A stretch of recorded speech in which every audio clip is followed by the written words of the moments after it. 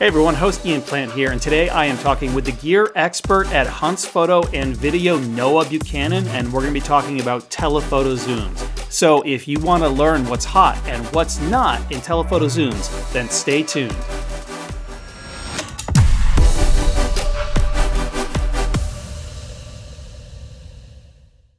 Hey everyone, I am professional photographer Ian Plant, your host of Photo Talk, and today I am joined by Noah Buchanan with Hunts Photo and Video, your gear experts, and we're here to talk about telephoto zooms. Noah, welcome back to Photo Talk. Hey, Ian. Yeah, it's been a little while. Really excited to be back here today, talk about some telephoto lenses and talk about some of the latest gear that we got going on. All right, fantastic. Well, let's just jump right into it. I think maybe the first thing to do is talk about who needs a telephoto lens. Yeah, so telephoto lenses, I think, can really be for anybody. A lot of times telephoto lenses are associated with sports photography or wildlife photography, but in reality, you can use telephoto lenses for all sorts of photography, whether it be macro, landscape, portraiture. There's a lot of different varieties of subject matter you can capture with a portrait lens other than just sports or wildlife. So I have a bunch of different lenses here we're going to show off and talk about a little bit today. Some of them are definitely going to be more specific for a certain style of photography, where others are definitely going to be a little bit more universal, where you can find a lot of different uses for them. A lot of times I'm even seeing a lot of people use telephoto lenses for portraitures and weddings too, because of that compression you get.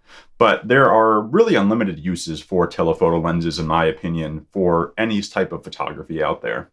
Yeah, and I think it's important at the onset to note that depending on what kind of photography you're doing, you might be using a different type of telephoto lens or telephoto zoom. And so, for example, if you're shooting landscape, you're probably not going to need that extreme reach, and you're not going to need a lens that's super fast. Because typically you're going to be stopping down. So if you're doing some intimate landscape scenes where you're just trying to reach out and pluck some distant portion of the landscape and capture it, something like a 70 to 200 f4 zoom would be perfectly appropriate for most intimate landscape work. But if you're doing wildlife work, you're going to want to have that extra reach, and you're going to want to have a faster lens. So instead of a 70 to 200 f4, you'd probably want 70 to 200 f2.8, or you'd be using the longer focal length telephoto zooms. So there is some variation depending on the type of photography you're doing, though there are a bunch of zooms out there that really are general purpose. Exactly. And one of the more general purpose lenses that I think is really awesome, both Tamron and Sigma make them, but it's a 100 to 400. And this is a super compact lens, not much larger than a 70 to 200. I actually have a Sony 70 to 200 here. This is a 2.8 for comparison, and it's slightly taller. In all honesty, it's actually a little bit lighter because it's a slower f-stop. But this lens is awesome because it gives you that extra reach past 200 without breaking the bank. Tamron and Sigma are making some really great options out there on the market for all systems. This one here happens to be for Nikon, but they also make it for Canon. Sigma does have a 100 to 400 for Sony, and Tamron has another lens, not a 1 to 400, but I'll show it off in a couple of minutes here for Sony. That's in a similar range and similar size as well. But I really like the 1 to 400 as kind of an all-around telephoto lens. You can do a little bit of landscape with it. You can do a little bit of wildlife, a little bit of sports. It's going to get you a little bit past that 200 mark, which for wildlife and certain sports is still sometimes a little bit too short, but not getting you a huge, massive telephoto lens that's going to take up a lot of space in your bag or a lot of space in your bank account. These are relatively affordable. Typically, you can get them under $1,000, and they're a great addition to your kit for any photographer. Yeah, and I got the Sony 100 to 400 right here, and this is a really great lens. It's got a lot of optical quality. It's a bit more expensive than the third-party alternatives that you mentioned earlier. But that 100 to 400 really is a fantastic lens for wildlife. It may not be quite suitable if you're shooting very distant wildlife or very small wildlife. So for birds, you want extra reach. But for most wildlife, 100 to 400 is going to be a really great option for you. And, you can see it's not really that big of a lens. So carrying around this lens for your landscape work as well, if you want to do that intimate landscape photography, is perfectly acceptable. I mean, granted, I personally don't like having my landscape kit being weighed down, so this is much more than I would ever want to carry around. I like to go light, but I think for most landscape users, you would find this to be a really good lens to use. I agree. I agree. And I think something like the Tamron or Sigma alternative, it's a little bit lighter. I actually have the Sony 100 to 400 here as well. And just for comparison, you can kind of see them here side by side. The 100 to 400 from Sony is a little bit bulkier, a little bit larger in terms of the barrel size, but actual physical length, it's about the same. It's going to cost you about 3 times as much to go with the Sony version. So the Tamron or Sigma is a really great budget option for somebody who's not looking to spend that much money. If I can just interrupt for a second to note that the 100 to 400 is optimized for full frame. If you're shooting with a crop sensor camera, for example, I've got the Sony 70 to 350, which is roughly an equivalent focal length to the 100 to 400, but this is optimized for crop sensor cameras, and it's a lot smaller. So you get that same range, actually a little bit extra range with this lens in a much smaller, lighter, and cheaper package. Exactly, exactly. And if you are shooting APS-C or even Micro Four Thirds, I'm seeing a lot of people now switch over to OM systems, and their telephoto lenses, in comparison to some full frame or even APS-C size lenses, are going to be a lot smaller because you have that smaller sensor size inside the camera. So you can get a 600 millimeter f4 equivalent. Olympus makes a 300 f4. When you put that on a Micro Four Thirds size sensor, it's giving you a 2 times crop. So that's actually a 600 millimeter equivalent. And that's really about the size of this 100 to 400 shifting aperture lens from Sony. It's pretty similar in size to this. I don't have one here to show off today, but that's another way if you're looking for more reach, but you're not somebody who wants to carry around all this big gear and heavy equipment. That's a good way to really cut down on some size and weight, is to look into a camera system that has a smaller size sensor that's going to allow you to also have smaller lenses. Yeah, absolutely. And I've seen some folks with these Micro Four Thirds systems, and they're carrying around their camera and maybe one or two lenses in a hip pocket, or like one of those hip belts. And I'm always extremely jealous of that.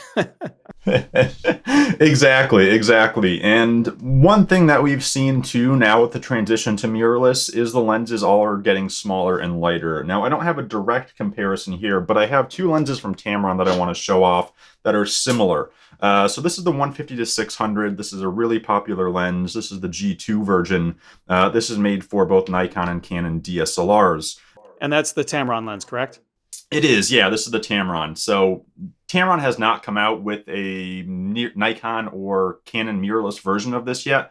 A lot of people have been asking about that, and there is hopefully going to be something coming down the pipeline here. Not sure exactly when, but we'll hopefully start to see some stuff for the new Nikon and Canon mirrorless systems. But this one is for their DSLR mount, Nikon and Canon DSLRs, and this will still work with either your FTZ adapter from Nikon or your EF to EOS R mount adapter for Canon, and still work seamlessly. Now, this is a relatively large lens, but what I also have here is my go-to personal telephoto lens, which is the Tamron 150 to 500. Now, this is a Sony E-mount mirrorless lens that Tamron has been manufacturing now for a little over a year. And just side by side, neither of these lenses have hoods on them right now. It is literally just the lens themselves, and you can see the size difference between the two of them. Now, granted, the 150 to 600 will give you an extra 100 millimeters of reach. It is a good probably 4 inches shorter, and weight-wise, maybe about half a pound lighter. And what I really like about the Tamron lenses, and some other companies are doing this as well, is you have a built-in Arca Swiss foot. So the foot already has an Arca Swiss plate built into it, so you don't have to worry about replacing that foot or threading on an actual tripod plate. And I have been super happy with this 150 to 500. This is my go-to telephoto. It packs down really small. If I compare it here side by side to the 100 to 400 from Sony, it's pretty much the same size. A little bit beefier, but you're getting a little bit more reach out of it, and it's still about half the price of the Sony 100 to 400. So I've been super excited about this lens. I've been shooting it pretty much nonstop for a little over a year now. Since it first came out, everything from wildlife to sports to landscape, even doing some macro with it, and I've been super happy. And my favorite thing about it is the size. I can fit this lens mounted onto my body in my bag, no problem. Whereas something like this 150 to 600 traveling with this lens is a little bit more difficult just because of the sheer length of it. So I've been super happy about that. And we are seeing a lot of camera companies now really slim down a lot of the lenses, especially Canon. I've seen Canon really slim down their lenses for their RF mount mirrorless system now, which is awesome. So people who are making that transition over to mirrorless are saving a little bit more size and weight when it does come to their newer lenses as well. Yeah, and it's funny because I used the Tamron 150 to 600 when I was using Canon cameras, and I thought it was a really nice lens. Sigma also has a 150 to 600, very similar in terms of size and weight and optical quality. They're both very good lenses. And now that I've switched to Sony, I got the Tamron 150 to 500 as well.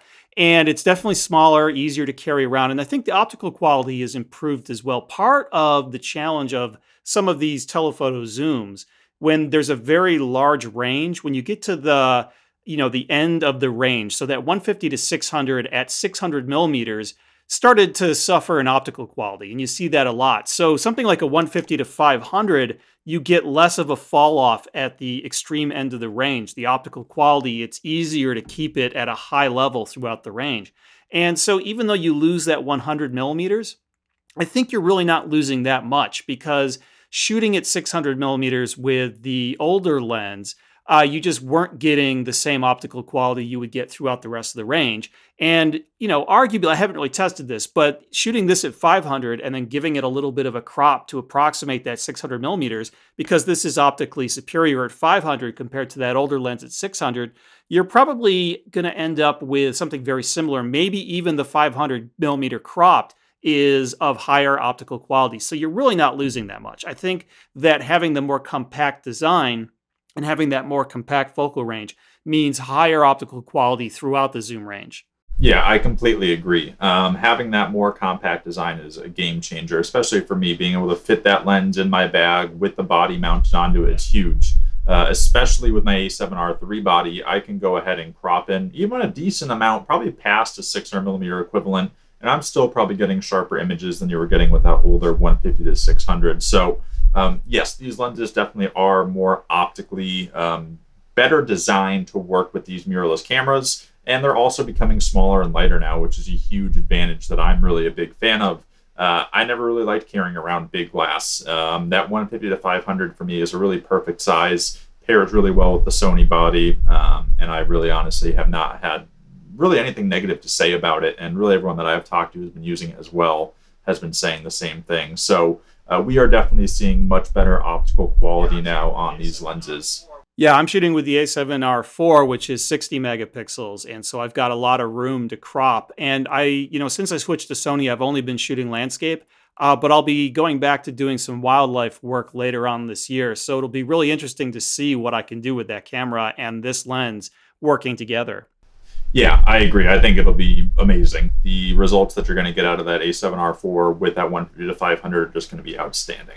Yeah, and one area where the camera has improved that really helps out with the lenses is ISO quality. So you can shoot at higher ISOs now than ever before and still get amazing high quality images, which means that you don't necessarily need these big, bulky, super expensive lenses that have a really big, wide open aperture. So, where in the past you really needed that f2.8 lens to get enough light to get the shutter speed you need to capture the action of sports or wildlife, you don't really need that anymore. I think the only reason why you'd still want that big, wide open aperture is to more pleasantly blur the background and get that better bokeh effect.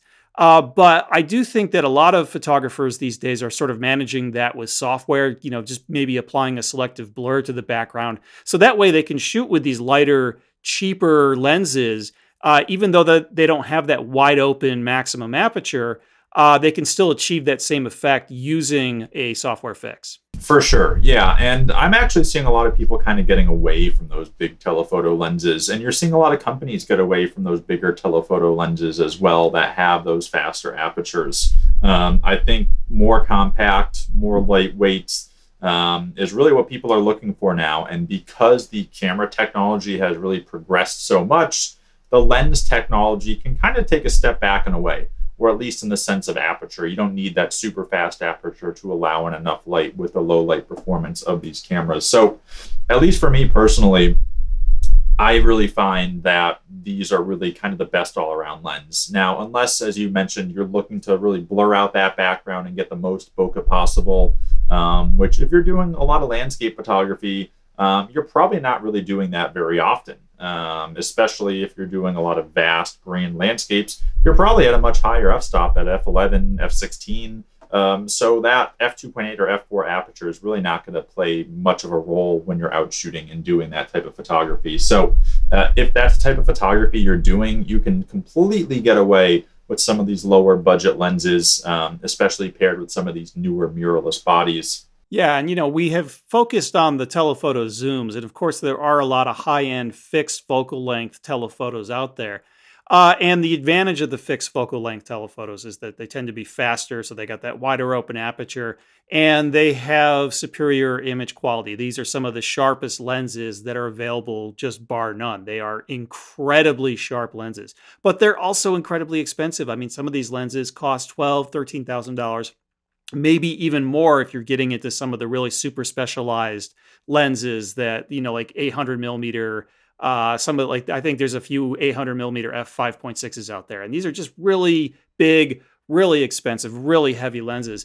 And so the advantages of those lenses, I think, are getting less and less. At least it's getting harder and harder for me to justify spending that amount of money for a lens like that, because the optical quality of these telephoto zooms keeps getting better and better. And, as we mentioned, that blurred out background is something that you could replicate using a software fix. And you don't need the same speed that you used to. And I think the main advantage of a zoom over a prime is flexibility. And so the worst thing is when you're photographing wildlife with a telephoto fixed focal length lens, and the wildlife moves closer to you, and it's no longer, you just can't capture the shot. You got to take off the lens and put out another one. And so if you're working with a bunch of primes, you need to have, that 600, that 500, that 400, that 300. And so you're constantly switching lenses.